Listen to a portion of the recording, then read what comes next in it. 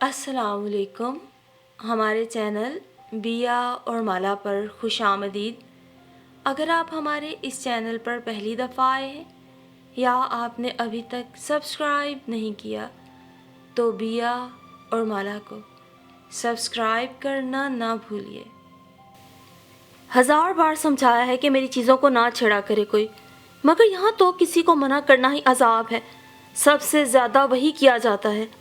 غوری کی غصیلی آواز اسے مین گیٹ سے داخل ہوتے ہی بغیر کسی دقت کے سنائی دی. غالباً آج پھر رانی کی شامت آئی ہوئی تھی. رانی کے متوقع تیوروں کا تصور کرتے ہوئے اس کے لبوں پہ مسکراہٹ دوڑ گئی. چلو بیٹا جانے دو، ان پڑھ لڑکی ہے، وہ کیا جانے تمہاری پڑھائی کی چیزوں کے متعلق. دادی جان کا لاڈ بھرا انداز حسب سابق اس کا دماغ 7ویں آسمان پہ چڑھا رہا تھا. اسی لیے کہتا ہوں کہ رانی سے میرے کمرے کی صفائی مت کرایا کریں. غوری کا غصہ کم نہیں ہو رہا تھا. خیریت؟ پھر غوری میزائل بلاسٹ ہے؟ اس نے بیگ سامنے کھڑی ماہین کی طرف اچھال کر مسکراتے ہوئے اس سے پوچھا، جو پہلے ہی رنگ برنگے منہ بنا رہی تھی. کون سی نئی بات ہے؟ غوری کی تو عادت ہے ذرا سی بات پر ہنگامہ کھڑا کرنے کی. ماہین نے جلے بھنے انداز میں بیگ صوفے پہ پٹکا تو وہ مسکراتے ہوئے فلور کشن پر بیٹھ کر جوگرز کے تسمے کھولنے لگی. اس بار رانی نے کیا کارنامہ انجام دیا؟ جھکے جھکے اس نے پوچھا. ان کی فائلوں کی ترتیب خراب کر دی ہے. آفس سے حضرت غالباً اسی فائل کی تلاش میں آئے تھے اور اب اہم کام چھوڑ کر رانی کی شان میں قصیدہ پڑھنے میں مصروف ہیں. ماہین نے چبا چبا کے اصلی صورتحال سے آگاہ کیا. مگر رانی بھی بہت لاپرواہ ہے، ہمیشہ غوری کو شکایت رہتی ہے اس سے، وہ سادگی سے بولی تھی. ماہین نے خوشمگی نگاہوں سے اسے گھورا. غوری کا تو دماغ خراب کیا ہوا ہے دادی جان اور تم نے، ورنہ ایسی بھی کوئی بات نہیں. سارے ہی گھر کا کام کرتی ہے وہ، مگر یہ غوری، اسے تو شوق ہے پورے گھر کو اپنے ساتھ لگائے رکھنے کا. جب تک 10 لوگوں کو اپنے کام سے نہ لگا لے اسے چین نہیں آتا. ماہین کا پارا اس وقت سخت ہائی تھا. وہ خاموشی سے اٹھ کر جانے لگی تو اندر سے عروسہ اپیا چلی آئیں. یہ کیا ہو رہا ہے ماہین؟ تم اسے سمجھاؤ، کل میرا پیپر ہے. اس نے آسمان سر پہ اٹھایا ہوا ہے. ایسی خیر کون سی قیامت ٹوٹ پڑی؟ کتاب سینے سے لگایا عروسہ اپیا اس وقت ماہین سے کم خطرناک نہیں ہو رہی تھی. السلام علیکم اپیا. ماہین کی منہ شگافیاں کرنے سے پہلے ہی اس نے عجلت میں سلام کر ڈالا تو عروسہ اس کی طرف متوجہ ہوئی. تو تم بھی آ گئی ہو کالج سے؟ فوراً جا کر مسٹر عاطفی شاہ سے کہو کہ تھوڑا دم بھی لے لیا کریں. اب معاف کر دیں سب کو. حد ہو گئی، کسی کا احساس نہیں اس شخص کو. عروسہ کو اس وقت پڑھائی کی فکر تھی. ایم اے کے پیپرز ہو رہے تھے آج کل، لہٰذا وہ خود بہت جھنجھلائی ہوئی تھی. جی اچھا. ان کی لمبی تقریر کے نتیجے میں اسے غوری کے کمرے کی طرف آنا ہی پڑا. وہ اب تک رانی پہ برس رہا تھا جو گھبرائی فائل تلاش کرنے میں ہلکان ہو چکی تھی. اس نے کمرے میں داخل ہوتے ہی ایک طرف فکر مند سی کھڑی دادی جان کو سلام کیا اور گردن گھما کر رانی کو باہر جانے کا اشارہ کیا تو وہ یوں بھاگی جیسے زندان سے رہائی ملی ہو. خیریت غوری، کیا گم ہو گیا آج؟ قریب آ کے اس نے پوچھا. اسٹڈی ٹیبل پہ درجنوں فائلز کو الٹتا پلٹتا غوری اس کے اس جملے پہ بھنا کے مڑا تھا. اس گھر میں آج تک کوئی چیز جگہ پہ ملی ہے جو آج ملے گی؟ بیٹا کوئی براؤن جلد کی فائل ہے، دادی جان نے جلدی سے کہا تاکہ وہ کچھ مدد کر سکے. کہاں رکھی تھی تم نے؟ کچھ یاد ہے؟ اس کے شیلف میں تانکا جھانکی کرتے ہوئے اس نے سوال کیا، مگر جواب ندارت تھا. مڑ کر دیکھا تو غوری اسے ہی خونخوار نظروں سے دیکھ رہا تھا. اگر میری رکھی ہوئی چیز جگہ پہ موجود ہوتی تو بات ہی کیا تھی، مگر یہ رانی. اچھا ایسا کرو تم الماری میں دیکھو، میں ادھر دیکھتی ہوں. اس کے متوقع جلال کا اسے اندازہ تھا، لہٰذا ادھر ادھر توجہ مبذول کی اور کافی دیر تک جب فائل نہ ملی تو وہ تھک کر غوری کے بستر پہ بیٹھ گئی. سنو غوری، وہ فائل تھی بھی یا نہیں؟ ایک تو تم نے کمرے میں فائلوں کا انبار لگا رکھا ہے. میں کہتی ہوں یہ تمہارا بیڈ روم ہے کہ آفس کا گودام؟ کالج سے واپسی پر سخت بھوک لگی ہوئی تھی جو کہ اس ہنگامے کی نظر ہو گئی، مگر جب تلاش بسیار کے باوجود فائل نہیں ملی تو وہ بھی جھنجھلا گئی. مگر غوری نے مڑ کر جواب دینے کی بھی زحمت نہ کی. دادی جان بیزار ہو کر باہر چلی گئیں تو نرمی سے پوچھا، بہت ضروری کاغذات تھے کیا اس میں؟ ہاں. کیا مصیبت ہے؟ اس نے منہ بگاڑا اور تکیہ کھینچ کر اس پہ ٹکا دیا. مگر یہ کیا؟ تکیے کے ہٹتے ہی اس کے نیچے رکھی فائل نظر آنے لگی. ارے کہیں یہ تو نہیں؟ اس کے باقاعدہ چیخنے پہ غوری مڑا تو فائل دیکھ کر یک دم پرسکون ہو گیا. کہاں سے ملی تمہیں؟ تکیے کے نیچے تھی. ایمان سے غوری، بہت فضول ہو تم. فائل ملتے ہی اس کا غصہ بھی اتارا. غلطی غوری کی تھی اس لیے جواب دیے بغیر فائل کے پیپرز چیک کر کے بریف کیس میں رکھے اور جانے کے لیے مڑ گیا۔ اب جا کہاں رہے ہو، کھانا تو کھا لو۔ غصے میں بھی اس کا دھیان تھا۔ نہیں میرا موڈ نہیں، گڈ بائے اینڈ تھینکس، ذرا مڑ کر خشک لہجے میں جواب دیا اور چلا گیا۔ عجیب ہو تم بھی عفان گوری، نہ سمجھنے کا نہ سمجھانے کا۔ اس کی بھوک اب زور پکڑ چکی تھی، لہٰذا یونیفارم تبدیل کیے بغیر ہی ٹیبل پہ آ گئی۔ کیا ہوا، ملی وہ فائل؟ دادی جان نے اسے دیکھتے ہی سوال کیا۔ اس نے سر ہلا کے اس بات میں جواب دیا اور چاولوں کی ڈش قریب کھس کھائی۔ دیکھا، میں نے پہلے ہی کہا تھا کہ تسلی سے تلاش کرو، مل جائے گی۔ مگر گوری کو تو آسمان سر پہ اٹھائے بغیر چین نہیں آتا۔ ماہین نے کھانے سے ہاتھ روک کر غصیلے لہجے میں کہا۔ کم آن ماہین، وہ اتنی دور آفس سے بھاگ آیا تھا، لہٰذا غصہ آ گیا اسے۔ جلدی اور عجلت میں ایسا تو ہوتا ہی، گوری کی بات ہو اور وہ حمایت نہ کرے، ممکن ہی نہ تھا۔ یہ تو آج کی بات ہے نا، اس کی تو عادت ہے فیل مچانے کی۔ عروسہ آپی ایک ہاتھ میں کتاب پکڑے اور دوسرے سے چاول کھاتے ہوئے بولیں تو وہ مزید کوئی صفائی پیش کرتی کہ انہوں نے پہلے ہی اسے ٹوک دیا۔ خاموشی سے کھانا کھاؤ ابھی، خام خواہ کی بحث میں مت پڑا کرو۔ وہ چپ چاپ کھانے میں لگ گئی۔ یوں بھی اس محاذ پر ہمیشہ دادی جان اور وہ اکیلی رہ جاتی تھی، کیونکہ دوسری طرف ماہین اور عروسہ کے ساتھ ساتھ خاموش بیٹھی امی کی تائید بھی یہ واضح کرتی کہ انہیں غوری سے سخت شکایت ہے۔ اور کیوں نہ ہوتی، متعلقہ نند کا اکلوتا خود سر بیٹا جسے ماموں اور ممانی نہیں پالا تھا، کس قدر بے حس اور بیزار رہتا تھا سب سے۔ احسانوں کے بدلے احسان کرنا تو دور، کسی سے سیدھے منہ بات بھی نہ کرتا۔ قصور شاید اس کے باپ کا تھا، جنہوں نے بیوی اور بیٹے کو اپنی زندگی سے اس طرح نکالا جیسے ان کا وجود ان کی آنکھوں میں کانٹا بن کے کھٹکتا ہو۔ ایسے میں ننیال میں آ کر رہنا عفان گوری کے خوددار اور غیرت مند احساس کے لیے کسی تازیانے سے کم نہ تھا۔ وہ 7 سال کی عمر میں ہی بہت سمجھدار اور حساس ہو گیا۔ غالباً وجہ گھریلو جھگڑے تھے، والد کا ہمہ وقت بیٹے اور بیوی کی تذلیل کرنا اور انہیں حقارت سے ان کے جائز حقوق اور ضروریات فراہم کرنا۔ دھیرے دھیرے عفان کا بچپن وقت سے پہلے سنجیدگی، پختگی اور حساسیت کے دروازوں تک آ گیا۔ کم سنی میں ہی اسے اندازہ ہو گیا تھا کہ اس کی ماں اور خود اس کا وجود رحمان گوری کے لیے ناقابل قبول ہے۔ مگر کیوں؟ کیا میری ماں بد کردار ہے، بد صورت ہے، یا پھر ان کو محبت نہیں؟ اگر محبت نہیں تو پھر کیوں لائے انہیں اس گھر میں؟ اور میں کیا ہوں؟ میں ان کی نظر میں ایک بوجھ، ایک ناپسندیدہ وجود، ایک ایسی اولاد جس کی انہیں خواہش نہ تھی۔ اس کے معصوم ذہن میں بہت سے سوال گونجتے، مگر ان کا جواب کسی کے پاس نہ تھا۔ ممی ہمیشہ بہت خاموش رہا کرتی، گھر میں صرف رحمان گوری کی آواز گونجتی۔ اس گھر میں کسی کو بولنے کی اجازت ہی کب تھی؟ رحمان گوری بیوی کے خاموش احتجاج پر جھنجھلا کر معصوم سے بچے کو پیٹ ڈالتے تو کلثوم بیگم تڑپ کر بیچ میں آ جاتی، اور پھر وہی در و دیوار جو بڑے سے بڑے ظلم پہ کلثوم بیگم کی خاموشی دیکھتے تھے، اس لمحے ان کے بیان سنتے۔ وہ روتی تو عفان گوری اپنا دکھ بھلا کر ماں کے آنسو صاف کرنے لگتا۔ دکھ اور حیرت سے آنکھیں خشک رہتی۔ اس کے سارے آنسو کلثوم بیگم کی پلکوں پہ سج جاتے تھے تو وہ ان کے سینے سے لگ جاتا، اور اس کا یہ معصوم انداز کلثوم بیگم کی سسکیاں بلند کر دیتا۔ ایک ایسا بچہ جس نے ٹھیک سے محبت اور پیار کا لمس بھی محسوس نہ کیا ہو، اسے نفرت کے اندھے غار میں دھکیلنے سے اس کی نفسیات کس رخ پہ جا سکتی ہے، اس کا اندازہ رحمان گوری کو نہ تھا، اور ہوتا بھی کیسے؟ وہ تو خود اذیت پرستی کے عادی تھے، نتائج کی انہیں پرواہ ہی کب تھی؟ شروع کی بات اور تھی، کلثوم بیگم اس کے زخموں پہ اپنی ممتا کا مرہم رکھتی تو وہ سب بھلا دیتا، مگر جوں جوں وقت گزرتا گیا فطری طور پر اس کے اندر انتقام اور غصے کے جذبات ابھرتے چلے گئے، حتیٰ کہ ایک روز اس نے رحمان گوری کے بے وجہ مارنے پہ ان کے ہاتھ پر کاٹ لیا۔ بہت بڑا غضب کیا تھا اس نے، ایک سویا ہوا درندہ جگا دیا تھا ان کے اندر، اور پھر وہی ہوا جس کا ڈر تھا۔ رحمان گوری تو یوں پاگل ہوئے، اسے ہسپتال پہنچائے بغیر سکون سے نہ بیٹھے۔ کلثوم بیگم ماں تھی، کس طرح یہ دکھ برداشت کرتی؟ اپنی ذات تک تو انہوں نے بہت صبر کیا، بہت ضبط کیا، مگر اب پانی سر سے اونچا ہو گیا تھا۔ رحمان گوری کی 10 سالہ رفاقت نے انہیں یہ بات اچھی طرح سمجھا دی تھی کہ وہ بیمار ذہن کا حامل ایک ایسا انسان ہے جسے اپنی ناتمام حسرتوں اور اپنی ناکامیوں کا بدلہ لینے کے لیے کسی بھی کمزور کی تلاش رہتی ہے۔ لہٰذا یہ وہ وقت تھا جب وہ اپنا معصوم بچہ لے کر ماں اور بھائی کے پاس لوٹ آئیں۔ لاہور سے کراچی تک فاصلہ انہوں نے پل صراط کی طرح عبور کیا۔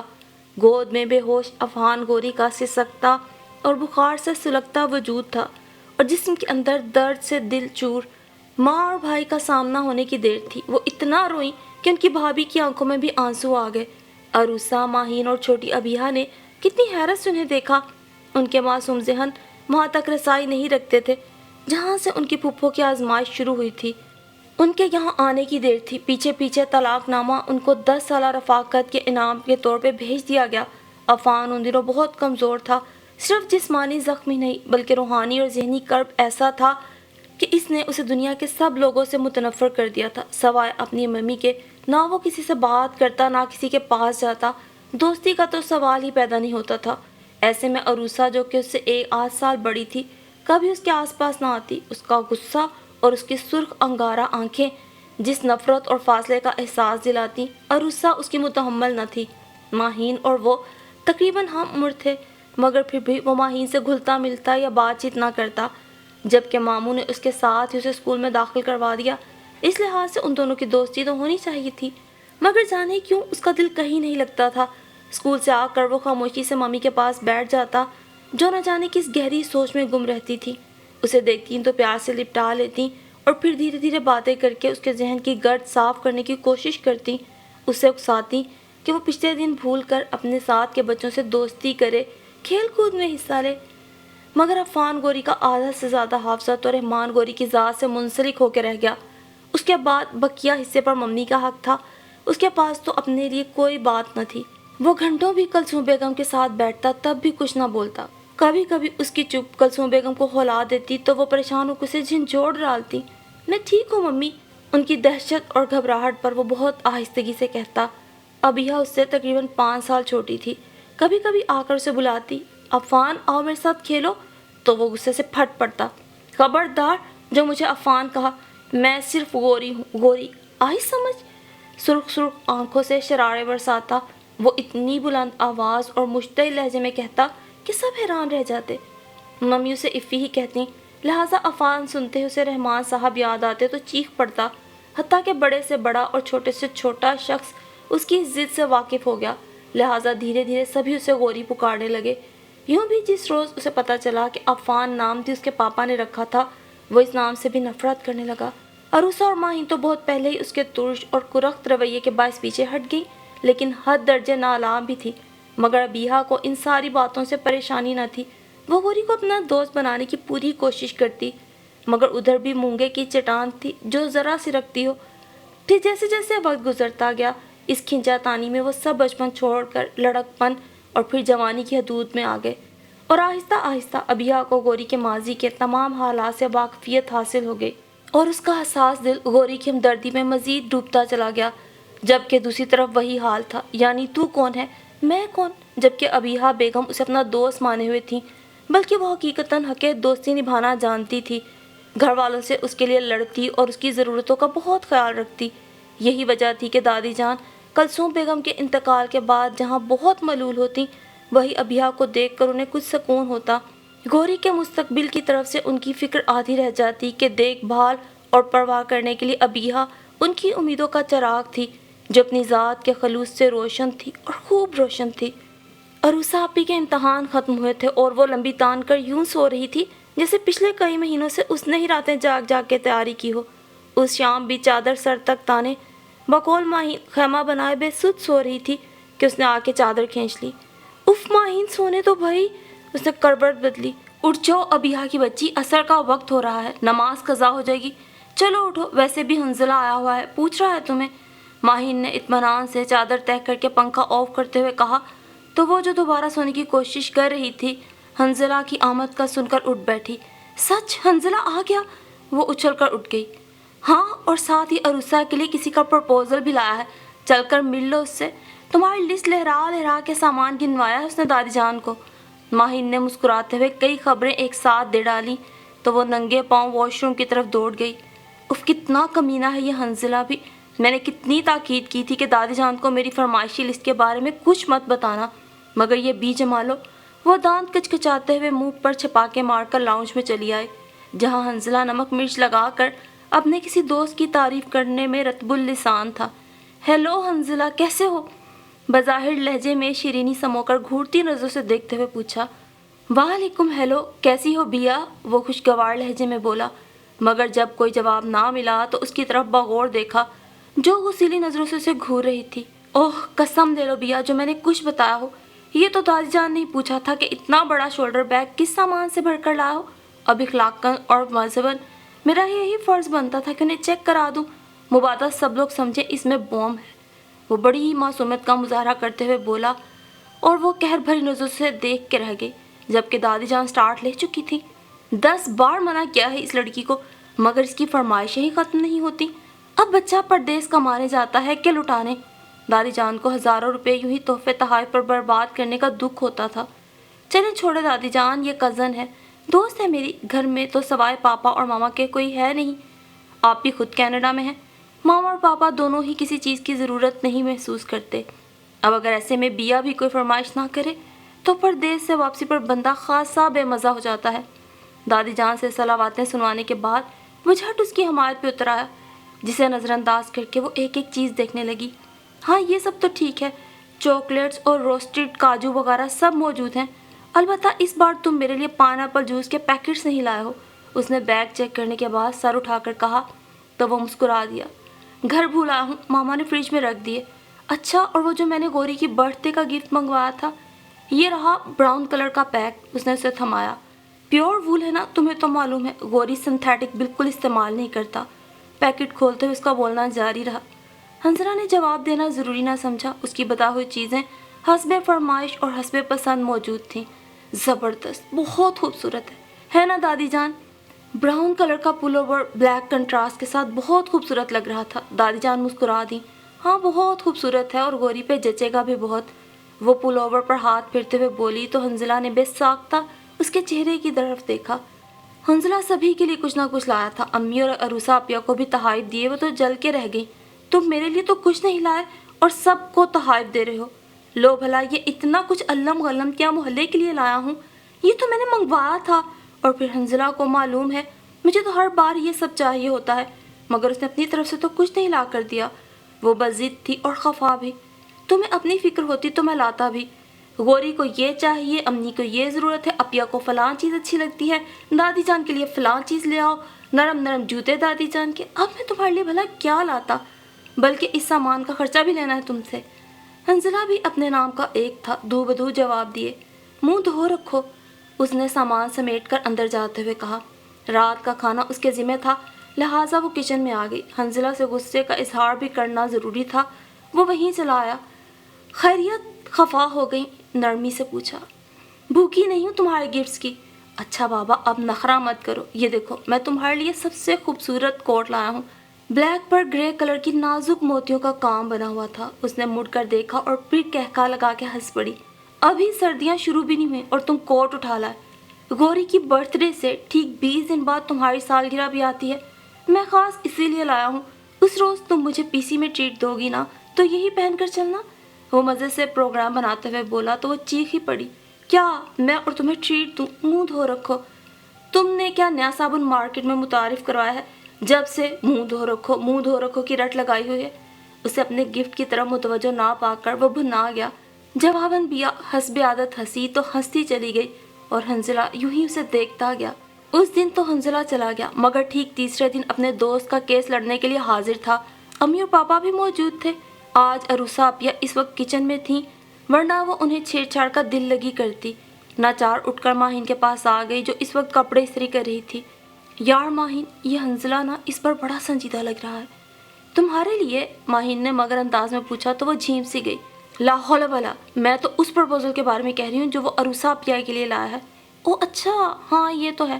ماہین نے چھیڑنے والی مسکراہٹ سمیت اسے دیکھا جسے وہ صاف نظر انداز کر گئی۔ حنظلہ کی تھوڑی بہت انڈرسٹینڈنگ ماہین سے بھی تھی، لہٰذا اس کی دلچسپی کا شاید اندازہ تھا۔ ویسے حنظلہ کا دوست کرتا کیا ہے؟ اس نے موضوع بدلا۔ اسی کی طرح پائلٹ ہے غالباً۔ تمہیں کس نے بتایا؟ حنظلہ نے، ماہین نے مختصراً کہا اور پھر کچھ سوچ کے بولی۔ بیچارہ جان لڑا رہا ہے، مگر سب غیر برادری اور طلاق والے معاملے کے چکر میں متذبذب ہیں، کیونکہ اس کا نکاح ہوا تھا اور کچھ وجوہات کی بنا پر طلاق ہو چکی ہے۔ اس نے محض اتنا ہی کہا۔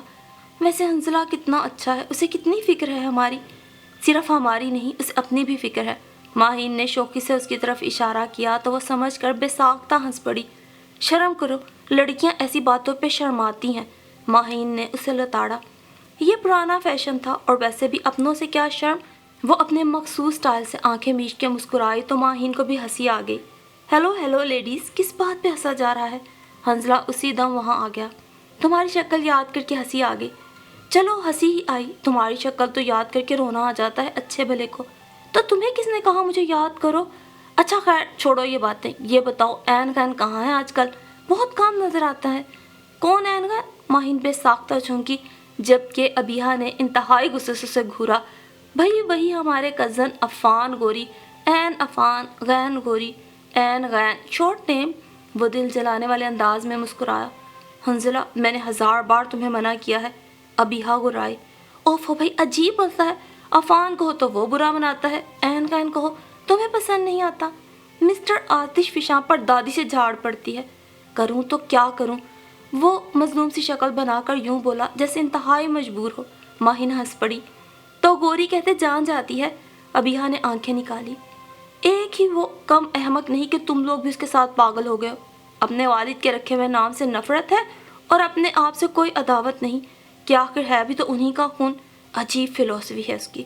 हंजला के संजीदगी से कहते ही माहिन को मौका मिल गया। उसका दिमाग खराब करने में ना दादी जान और अबिहा का हाथ है। बिला वजह सर पे चढ़ा रखा है उसे, और वो है कि एक कुड़ी की अहमियत नहीं देता किसी को। खैर ऐसी भी बात नहीं, वो कज़न है हमारा, फर्स्ट कज़न। हमारी मोहब्बत और अपनायत हक है उसका। अबिहा अपने मौक़िफ़ पर डटी रही। और कोई फ़र्ज़ नहीं, जिन्होंने पाला तमाम उम्र अपने घर में रखा, उनके लिए ज़रा एहतराम नहीं उसके दिल में? माहिन चिढ़कर बोली। ये घर सिर्फ हमारा नहीं माहिन, फूफो जान का बराबर का हक है इस पर, क्योंकि दादी ने उनके विरासत में भी हिस्सा नहीं दिया। अबिहा बज़ाहिर जो लाउबाली टॉम बॉय टाइप लड़की थी, इस मौजू पर कदरे संजीदा हो जाती कि सबको हैरत होती। उस वक्त भी हंजला दोनों बहनों का मुकालमा सुन रहा था। ठीक है, मगर इसका ये मतलब नहीं कि हमें गुलाम समझे। प्लीज़ माहिन, उसे उसकी शख्सियत को रुगे दो मत। तुम जानती हो वो जिन हालात से गुजरा है, वो कितने संगीन और सफाक थे। ऐसे में इंसान तल्ख हो जाता है। हमें उसके दुख को समझना चाहिए, उसके करीब जाना चाहिए। वो दिलगीरी से बोली। ज़्यादा करीब नहीं। हंजला ने संजीदा माहौल को मुस्कुरा के फ्रेश करना चाहा। वो अपने करीब आने दे तब ना, उसे तो हुजरा नशी होने की बीमारी है, बस चले ना तो सहराओं में निकल जाए। माहिन किसी तरह भी उसे बेकसूर मारने पे आमादा न थी। हंजला की बात नज़रअंदाज करके सख्ती से बोली और कह के बाहर निकल गई। तो वाह, किस कदर लड़ती हो तुम दोनों। ज़रा ख्याल नहीं मेहमान आया है, उसे खाने वाने का पूछ लें। आपस के झगड़ों से फुर्सत नहीं। उसने हंसकर कहा तो बिया भी नादिम से हो गई। तुम्हें किसने कहा था बुआ नसीबंद बन के रिश्ते करवाते फिरो? अब भुगतो। हमारे यहाँ रिश्ते कराने वालों को शादी तय होने से पहले नाश्ता पानी पूछने का रवाज नहीं। किसकी शादी, अरूसा की या हमारी? हंजला भी पटरी से उतरा। बहुत खूब, लगता है आईना नहीं देखा कई रोज से। वो उसे अंगूठा दिखाकर जाने लगी तो वो हंसता हुआ पीछे ही चला आया। गौरी भी उस वक्त तक वापस आ चुका था। दादी जान और पापा उससे गालिबन हंजला के लाए हुए प्रपोजल की बाबत ही गुफ्तगू कर रहे थे। उसने देखा गौरी उस लम्हे कितना संजीदा और बुरदबार लग रहा था। वो हंजला के साथ जाकर उनके दरमियान बैठी तो उसने उन दोनों को बगौर देखा और फिर हस्बे आदत सर झटक कर पापा की तरफ मुतवज्जो हो गया। रिश्ते आसमान पर तय होते हैं, किसी ने सच ही कहा है। जब भी बहुत रद्दोकद के बावजूद हंजला और चचा जान ने पापा और दादी जान को राज़ी कर ही लिया और यूं हंजला के दोस्त शहरयार खान के घर वाले बाकायदा रिश्ता लेकर आ गए। गोया उन्हें महज यहाँ से सिग्नल मिलने का इंतज़ार था। गालिबन हंजला की बड़ी बहन की शादी की मूवी देखी थी उन लोगों ने, जिसमें अरूसा अतिया का सादा सा रूप उन्हें पसंद आ गया। शहरयार खान के घर वालों के आने की देर थी। उसने और माहीन ने मिलकर उनका नातिका बंद कर दिया। उनके घर की पहली खुशी थी और वो दोनों बहुत खुश थीं। अरूसा अपिया में कोई कमी नहीं थी, मगर जाने क्यों उनकी शादी में इतनी देर हो गई थी। शायद यही वक्त कातिबे तकदीर ने उनके लिए लिखा था, लिहाजा अरमानों का एक समंदर था सबके पास। जिस रोज़ उन लोगों को हाँ कही गई, सबकी तरह उसकी खुशी का ठिकाना न था। अरूसा अपिया को अच्छी तरह सताकर वो गौरी की तलाश में निकल आई ताकि उसे भी मिठाई खिला सके। कमरे में झांका, मगर वो खिलाफ मामूल कमरे में भी नहीं था। यकीनन पिछले लॉन में होगा। वो कयास करती पिछली तरफ चली आई। वो वहीं बैठा अपने परिंदों के साथ मसरूफ़ था। लव बर्ड्स और ऑस्ट्रेलियन तोतों के पिंजरों में दाना डालते हुए گوری کے چہرے پہ نرمی اور مہربانی کا تاثر تھا۔ ابیہ کو وہ اس ایک لمحے میں بہت مختلف لگا۔ مبارک ہو، یکدم اس کے عقب میں آ کر ابیہ چلائی تھی۔ وہ یقیناً چونک گیا تھا، مگر اپنے حواس نارمل رکھتے ہوئے پیچھے مڑ کر ناگواری سے اسے دیکھا۔ ماتھے پہ بل پڑے ہوئے تھے اور لہجے میں سختی تھی۔ یہ کیا واہیات انداز ہے؟ تمیز سیکھو ذرا۔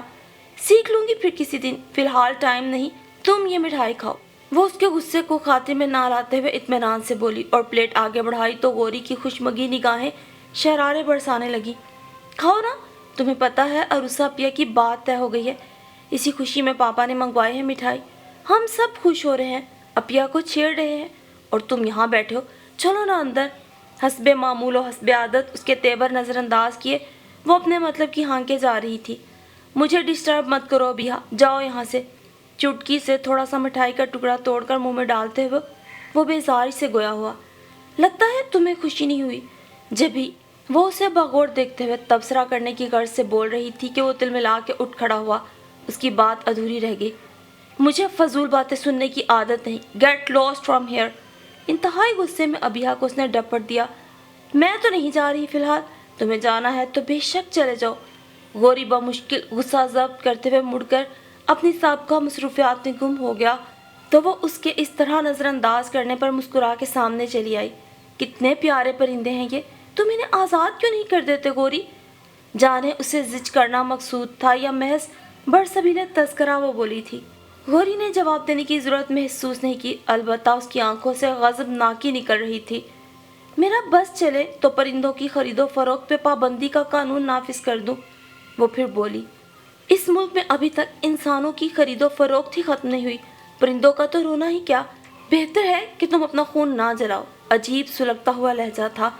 گوری اپنی بات مکمل کر کے چلا گیا، مگر وہ کتنی ہی دیر اس کے لفظوں اور لہجے پہ غور کرتی، دل پر ایک عجیب سی بوجھل کیفیت کو اترتا محسوس کرتی رہی، اور جب تھک گئی تو پرندوں کو الوداعی نظروں سے دیکھتی اندر چلی آئی۔